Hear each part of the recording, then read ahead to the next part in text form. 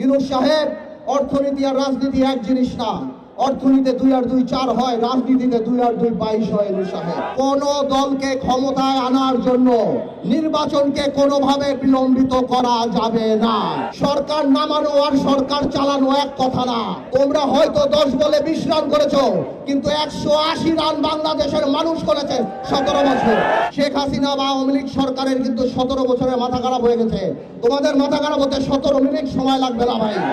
আজকে সকালে পত্রিকায় দেখলাম ইউনূস সাহেব আজকে সকালে বলেছেন যে আগামী ডিসেম্বর কিংবা জানুয়ারি নাগাদ বাংলাদেশের নির্বাচন অনুষ্ঠিত হবে। আমার তরফ থেকে, আপনাদের তরফ থেকে ইউনূস সাহেবকে একটি ধন্যবাদ। তবে কিছু কথা খোলাখুলি বলে দিতে চাই ইউনূস সাহেব, আপনাকে এবং আপনার সরকারকে। ইদানিংকালে আমরা দেখতে পাচ্ছি আপনার কিছু উপদেষ্টাদের কিছু কথাবার্তায় যে তারা আমাদের প্রতি এমন বিরূপ প্রতিক্রিয়া দেয়, এমন ভাবে কথা বলে, এমনকি মনে হয় যে এই আন্দোলন শুধুমাত্র তাদেরই আন্দোলন। আমার ভাইয়েরা, তোমরা আমার যে বয়সে ছোট, আমি তুমি করেই বলি, সরকার নামানো আর সরকার চালানো এক কথা না। ভাইয়েরা, তোমাদের মনে রাখতে হবে, তোমরা হয়তো 10 বলে 20 রান করেছো, কিন্তু 180 রান বাংলাদেশের মানুষ করেছে 17 বছর।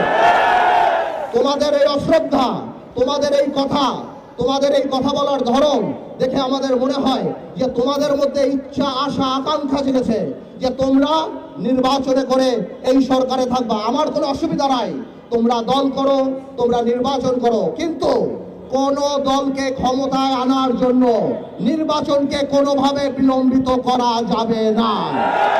বাংলাদেশের মানুষ 17 বছর ভোট দেয় নাই।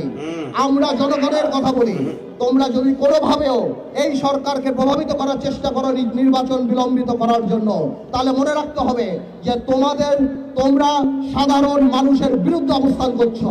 আর সাধারণ মানুষের বিরুদ্ধে অবস্থান করলে আমার ভাইয়ের একটা কথা পরিষ্কার, শেখ হাসিনা বা আওয়ামী লীগ সরকারের কিন্তু 17 বছরে মাথা খারাপ হয়ে গেছে।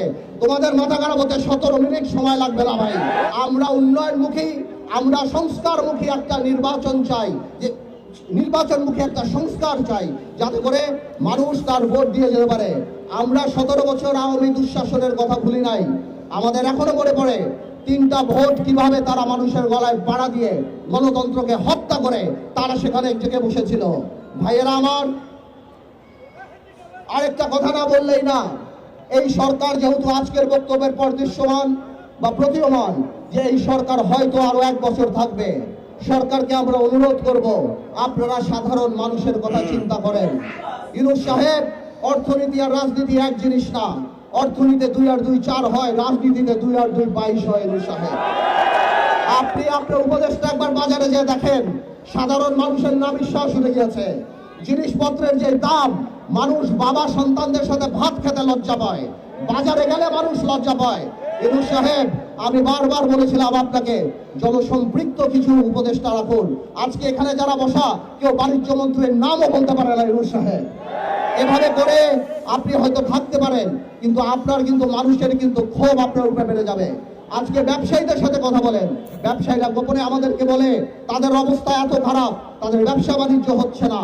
গার্মেন্টসের কর্মীদের এই অবস্থা যে কেউ চিন্তা করতে পারে যে কোনো সময় ফ্যাক্টরি বন্ধ হয়ে যেতে পারে।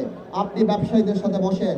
ইউনূস সাহেব, মনে রাখবেন, আপনার কাজ করেন, কিন্তু পলিথিন বন্ধ করা, হর্ন বাজানো, গ্লাস সরায়া প্লাস্টিকের মগ রাখা, এই সব আপনাদের কাজ না। আপনারা ঠিক করেন আপনারা কি কাজ করবেন। আমরা কথা দিচ্ছি আমাদের সকল সহযোগী। নিয়মিত এরকম নিউজ ভিডিও পেতে অবশ্যই আমাদের চ্যানেলটি সাবস্ক্রাইব করবেন এবং ভিডিওটি ভালো লাগলে অবশ্যই লাইক, কমেন্ট এবং শেয়ার করবেন। ধন্যবাদ।